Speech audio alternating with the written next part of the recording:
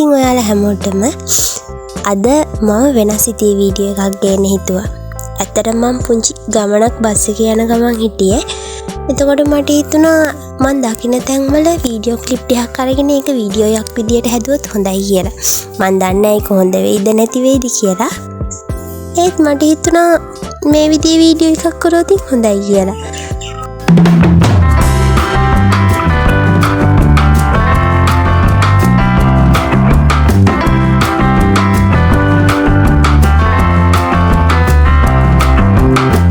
ඇත්තටම යාළුවනේ මම වෙනදට නම් බස් එකේ යනකොට අනිවාර්යෙන් නිදාගෙන යන්නේ. ගමන පටන් ගන්න තැන ඉඳන් මම බහින තැන වෙනකම් මම නිදි. හැබැයි මම මේ වීඩියෝ ක්ලිප් ටික ගන්න ඕනේ හින්දා මේ සැරේ නම් අවදියෙන් ගියා. ඒත් සමහර තැන් මට මග ඇරුණා. මම දන්නේ නැහැ උනාට මේ තැන් ලස්සනද නැද්ද කියලා.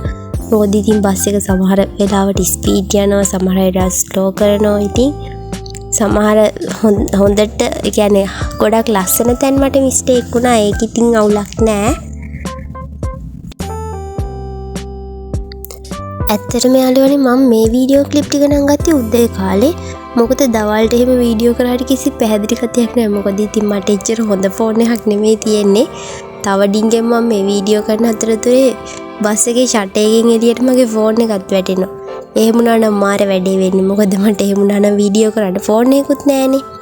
ඇත්තටම මට නම් ඒ කියන්නේ විවිධාකාර මිනිස්සුනේ ඉන්නේ. ඒ කියන්නේ සමහර අයට සමහර අයගේ ජීවිත මාරම බිසි. සමහර අය නම් ගොඩක් සැහැල්ලුවෙන් ජීවිතය ගත කරනවා. මන් දන්නේ කියන්නේ අපේ ජීවිත කොහොමද කියලා. ඇත්තට ඒ කියන්නේ අපි සමාජයට ගියන් පස්සේ විවිධ මිනිස්සුන්ගේ විවිධාකාර හැසිරීම්නේ තියෙන්නේ. මම මේ වීඩියෝ ක්ලිප් ටික වීඩියෝ කරලා ආයිමත් මම රිවිව් කරලා බලනවනේ. ඇත්තටම ඒ කියන්නේ දැන් ඔයාලා දකින්න ඇති මේ පාරේ යන ගොඩක් කාර් එහෙම යනවා. මට නම් ඒක දකිද්දි මාර ආසයි. කියන අනේ අපිටත් තිබුණා නම් අපිටත් ඒ වගේ වාහනයක් තිබුණා නම් කියලා ආසාවක් දැනෙනවා. ඒත් ඉතින් අපි අද ඉන්න තත්වෙයි අපිට වාහනයක් ගන්න පුළුවන් වේද බැරි වේද කියලා මන් දන්නේ නැහැ. ඒ වුණාට දැන් එක එක අයට එක එක මොටිවේෂන් තියෙන්නේ. සමහර අය এডুকেෂන් පැත්තෙන් ආසයි නම් ඒ පැත්තේ මොටිවේෂන් එනවා. සමහර අය ආස බයික් එකක් ගන්න නම් බයික් එක දැක්කොත් ඊට වැඩිය දෙයක් නැහැ. ඇත්තටම විවිධාකාර අය විවිධාකාර හැසිරීම්නේ තියෙන්නේ. දැන් මේ පැත්තේ වුණත් මම ගොඩක්ම වාහන දැක්කේ කාර් එහෙම යනවා. ඉතින් ආරම ලස්සනයි. මං හරි ආසයි ඒවට. අනිත් එක යාළුවනේ මම නම් දකින දෙයක් තමයි අපි කිසිම වෙලාවක අපිව අනිත් අයත් එක්ක කම්පෙයාර් කරන්න යන්න හොඳ නැහැ. ඒ කියන්නේ අපිට තියෙන අපේ අරමුණු අපේ ගෝල් එකිනෙකට වෙනස්නේ. මොකද මට තියෙන ගෝල් එක නෙමෙයි මගේ යාළුවට තියෙන්නේ. අපි හැමෝටම එක එක ඩිෆරන්ට් විදියන්නේ තියෙන්නේ. ඒ කියන්නේ මම නම් කියන්නේ තමන්ට කියලා පාත් එකක් හදාගන්න. තමන්ට කියලා වෙනම අරමුණු තියාගන්න. ඔයා තව කෙනෙක් සංසන්දනය කරන්න යන්න එපා. ඔයා ඔයාම වෙන්න.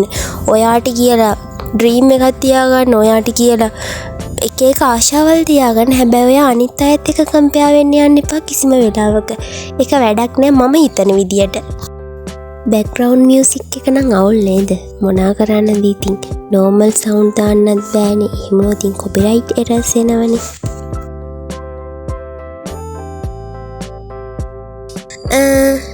ඒක නෙමෙයි යාළුවනේ. ඔයාලටම කියලා අරමුණක් හදාගන්න හිතුන අවස්ථා තියෙනවද? ඒ කියන්නේ මොනා හරි දැක්ක වෙලාවක අනේ මටත් මෙහෙම දෙයක් තිබුණා නම් නැත්තම් ඔයාට ડોක්ටර් කෙනෙක් දැක්ක කියන්නකෝ. අනේ කවදා හරි මට ડોක්ටර් කෙනෙක් වෙන්න පුළුවන්ද? ඒ වගේ වෙනස් හැඟීම් ඔයාටත් හැඟිලා තියෙනවද? එහෙනම් අනිවාර්යෙන් මං දකින විදියට ඔයත් වෙනස් පුද්ගලෙක් වෙන්න පුළුවන්. හැබැයි ඔයා එකපාරටම දැක්කට පස්සේදී ඔයා හිතනවා නම් ඔන්න ඔයා එක්සැම්පල් එකක් විදියට ගත්තොත් ඔයා දකින්නවන ඔයා හොස්පිටල් එකට ගිය වෙලාවක ડોක්ටර් කෙනෙක්ව දකින්න. දැක්ක ගමන් ඔයා කියනවා නම් අනේ මට නම් ડોක්ටර් කෙනෙක් වෙන්න බෑ. මට බෑ.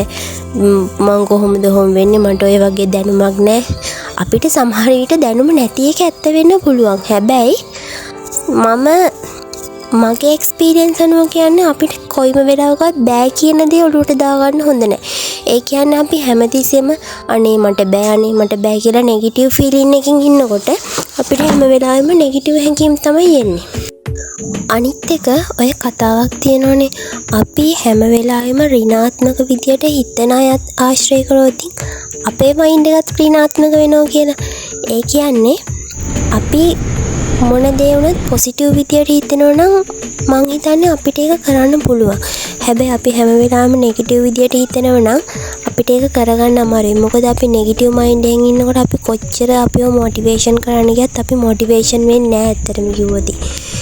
අනිත් එක තමයි අපි නෙගටිව් විදියට හිතන අපිත් එක්ක ඉන්න අපේ යාළුවෝ අපේ හිතවතුන් ඒ අය වුණත් අපිට අකමැතියි. මොකද අපි කොයි වෙලාවෙ බැලුවත් ඔයා හිතන ඔයාට මොනවා හරි ප්‍රශ්නයක් අමාරුයි.